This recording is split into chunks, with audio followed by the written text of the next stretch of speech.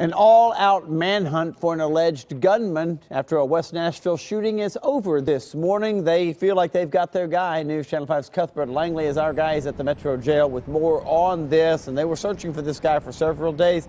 But we still don't know whether they got him or he turned himself in, Cuthbert.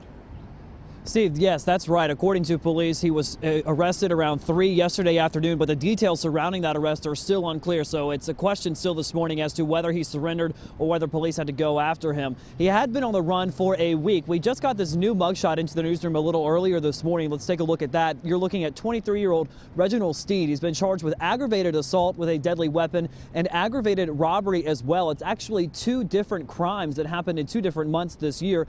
The latest one we're talking about was last Wednesday in the Firehouse Subs parking lot over in West Nashville. What police tell me is that the victim was leaving the restaurant, and that's when he got into his car, and Steed then came in the passenger side of the car, and they started arguing allegedly over money. The argument continued to such a serious degree to the point where Steed actually pulled out a gun, and the fight continued, and it actually spilled out into the parking lot. The victim was somehow able to start running away from the suspect and started to try to get into his car. But that's when the 23-year-old suspect allegedly opened fire, hitting the victim multiple times. And then get this, Steed allegedly stole the victim's car and ran from the scene altogether. So he had been on the run up until yesterday afternoon. But as I mentioned, he's in jail on 2 different crimes, that shooting there and then also a shooting that happened back in January. What police tell us is this was an argument with an ex-roommate that stemmed from an ex-girlfriend that they were fighting over, to the point where Steed pulled up behind his ex-roommate as they were driving down the road, pulled out a gun and started firing shots